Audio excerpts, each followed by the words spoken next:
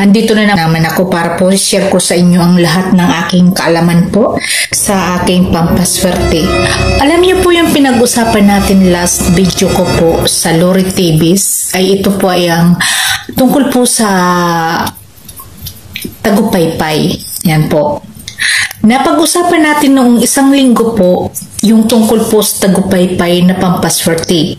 Kung paano po ang paggagawa noon para swertihin tayo. Kung saan po itatapat yung mga ginagawa. Ito po yung kadugtong sabi ko po nga sa inyo ay ikikwento ko po sa inyo kung paano po gamitin ang panggayuman nito at pangakit ng customer. Ito na po.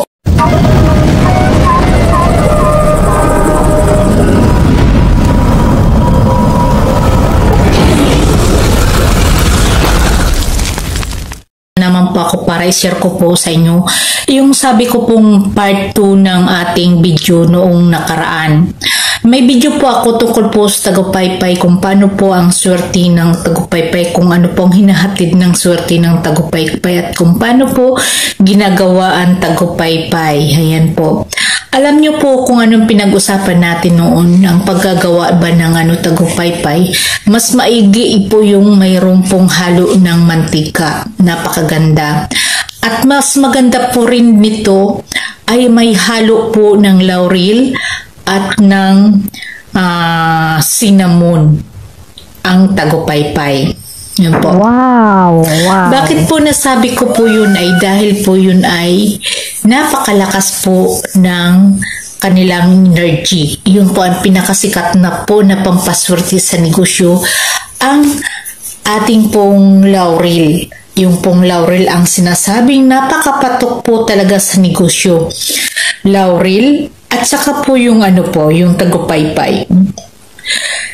Pag kayo po ay gumawa po ng Tagupaypay, paghaluin nyo po yung laurel at saka po yung para po maakit. Yung pag-uusapan natin ngayon po yung paano po maakit ang mga customer. Yung mga customer po kasi minsan po pihikan, minsan po napaka-reklamo ng reklamo. Ayan po. Ang dapat po natin gawin ay gawa natin ng ganyan para hindi po tayo angalan ng angalan. Kasi minsan po talaga, di ba, napakamahal ng mga presyo ng mga bilihin ngayon. May mga customer po talaga na angal ng mga bilihin na hindi nila alam kung paano po kahirap ang maging negosyante at kung magkano lang naman po yung nagagalan sa pag-ating titinda. Ang puhunan pa lang po, na po. Siyempre po, pag tayo ay nag-business na, marami po tayong kailangan, di ba? Kaya yun po ang natin, yun po ay nasa topic ko po ng Lori TVs Philippine 15. Doon po yung makikita natin yung mga topic na mga ganyan. Yung pag-uusapan ng tungkol po sa business, kung paano po magsimula ng business at kung paano po tayo gagawa ng mga business ay kailangan natin ng mga pampaswerteng ito. Ito po ay ginagamit po sa pangpaakit. Sabi ko nga sa inyo, pang-akit. Pwede nyo rin pong gamitin ito sa pangpaakit po ng inyong minamahal. Kagaya po ng JF, boyfriend, girlfriend, or sabi niya long distance relationship. Pwede po yung gamitin natin yung mga yan. At yun po ay napakalakas pong ginagamit sa panggayumo po ang Tagupaypay. Ayan po. Ang sabi ko nga sa inyo, paano po ito gagawin? Ito po ay inuulit ko lang po ito kasi naano ko na to sa una kong video. Kung tayo po ay aakit ng customer or ng mga GF or ng kailangan pa rin natin po magdasal, pero wag po natin gamitin sa kasamaan dahil may karma pong darating yan sa inyo. Yung maging tama ka lang at saka mahal na mahal mo talaga siya, ay kailangan mo pong gamitan yan. Kasi minsan po, may mga babae or mga lalaki na bastos. Pag nalaman nilang crush na crush mo siya, ay lalo kang aasarin ng aasarin. Yan, may mga ganyan na mga lalaki at babae. Lalong-lalo na po sa long distance relationship, kadalasan pong nangyayari po yun sa atin. Kung paano po yun maakit nila at magayuman ng tagupaypay. Yan po. Pag kayo po'y gumawa ng tagupaypay na pang-akit po, kung gagamitin nyo po sa inyong minamahal, ayan. Pag ginamit nyo po sa inyong minamahal, ha? Kumuha po kayo ng malinis na papel po, or kaya cotton band, or crepe paper. Kumuha po kayo nun. At kupitin nyo po ng 4. Kasi po, north, west, ganyan po. Yun ang ano yan. Gupitin nyo po ng 4. Ayan. Pagkagupit nyo po ng 4, sulatan mo po siya ng pangalan niya. Dapat alam mo po yung tunay na pangalan niya, apelyido. Yan po. Tunay na pangalan niya, apelyido. Tapos nasulatan nyo na po yung 4 na yun. 4 po talaga na ano yung isusulatan nyo. 4, no? Tutupiin natin yan. Siyempre, yung pag-ano natin.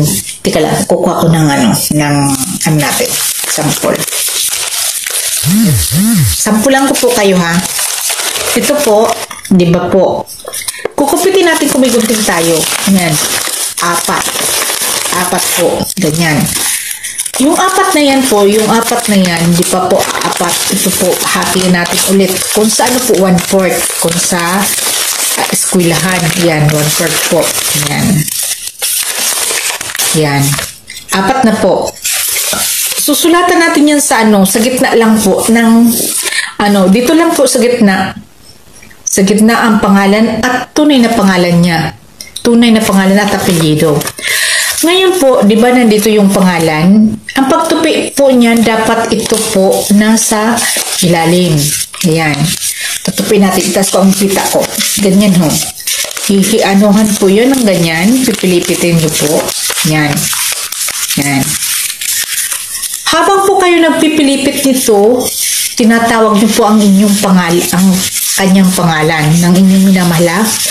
Tawagin yung pangalan ng inyong minamahal. Habang nag-ano po kayo nito, nagpupilipit po. Ang pagpilipit kasi nito, dapat ay ganito. Dapat ayos po yung yung ginaganyan lang po siya. Di po, tupiin na. Liliit pa po yun. Liliit pa po yung pag sinigin nyo ng sinigi. Sample ko lang po yun. Kaya ganyan na lang po. Pero mas maganda po yung ganyan. Kasi mabilis po. Mabilis yung ganito. Ganito, mabilis yung. Mabilis yung po pag ganito yung niya. Yung pagkatupi. Dapat po matupin nyo ito hanggang po sa kumasya sa buti. Kasi ilalagay po natin ito sa buti ng maliit. Yung buti po na maliit ang natin, ang lalagyan nito. Paano ang paglagay nito? Ito po, ipapasok nito doon sa sa buti. Habang po kayo napupilipit ng ganun, tawagin nyo po yung inyong minamahal. At saka nyo po ilagay sa buti. Sa buti po. Ilagay niyo po ito sa buti. Sa buti pong kahit ano pong buti, basta buti. Basta malinis pong buti. Pagka po noon, lagyan niyo po ng mantika. Malinis pong mantika. Bakit po may mantika? Basta po may mantika. Habang po pinapasok niyo yung mantika, tinatawag niyo rin po yung pangalan. Tawagin niyo po ng pangalan yung tunay na pangalan niya. Habang kayo, nagbubuhos ng mantika sa bote, kasi ito nasa loob na ito ng bote, ay magdasal na po kayo ng pangalan niya, tawagin nyo ng tawagin. Halimbawa, gusto nyo pabalikin or kung gusto nyo paamuin, ayan po yung halimbawa, Juan Bautista, bumalik ka na sa akin ngayon din. Pag ganun din halimbawa ko lang po yun, di ba? Ayan. Habang po naglalagay nyo po, ipapasok nyo naman sa tagupaypay. Ayan po, sa tagupaypay po ipapasok nyo na. Yan, sa tagapaypay po ang ipapasok nyo. Pagkatapos noon, ihipan nyo po habang tumawag po kayo ng pangalan niya, ihipan nyo po yung bote. 3 beses po nyo pong ihipan yung bote at saka tawagin yung pangalan niya. Pagkatapos mo nun, agad-agad mo pong bilisan mo ang pagtakip. Kasi po, epektibo talaga yan. Pagkatakip mo, bilisan po yung pagtakip ng ganyan. Pilipitin mo hanggang sa mahigpit po. At itago na po ito sa walang nakakakita. Yan. Sa walang nakakakita ng tao or sino man, tataguin mo po yan. Hanggat po sa hindi bumabalik yung minamahal. Kung sa negosyo naman po, kung sa negosyo naman, hindi na po ito kailangan ng gamitin. Kasi sa negosyo lang naman. Ang hihalo naman po dito, pag sa negosyo, pagpaakit po ng mga customer, lalagyan nyo po ng mantika ulit, ipapasok niya ulit nalagyan nyo na po ng mantika, di pa po kalahating mantika ng sanuyog, mantika po sanuyog, na malinis po, bagong gawa. Ayan po, ipapasok nyo po sa tagupaypay. Dapat po yung tagupaypay nakatayo po dapat yung tagupaypay. Pagkatapos po noon na nakapasok yung tagupaypay, ilagay nyo na po si laurel. Yan, si laurel. 3 piraso po si laurel na ipapasok nyo. Ang tagupaypay din po, 3 piraso din po kasi maliliit lang dapat ang kailangan na tagupaypay. Dapat yung may mga daliri. Yun po, nilalagay natin sa bote. Pagkatapos po noon, pagkapasok po sa bote, kukuha na naman tayo ng cinnamon. Ang cinnamon na naman ulit, ipapasok na naman natin ulit. Pagkapasok noon, at saka natin dadasalan. Pagkadasal natin noon,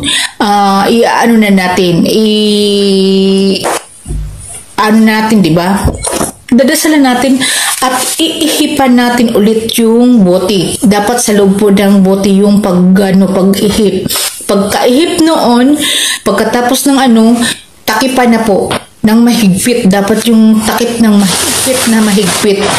At saka po yun, ilalagay na natin yan sa kahira. Sa kahira po yun ilalagay natin sa may dinalagyan po ng mga pera. Yun po. Kung hindi naman po, sa bag nyo po or sa wallet or sa bulsa. Ayan po. Kahit po saan kayo pumunta, pwede nyo pong dalhin yun pag halimbawa po kung saan po kayo dumala para swertihin po kayo. Dalhin nyo po lagi yan sa tagupaypay sa inyong bulsa. Yan po. Yun po yung may advice ko lang po sa inyo at maraming salamat po at thank you for watching. Welcome back again to another channel, another video po pag balik natin. Maraming salamat. God bless you.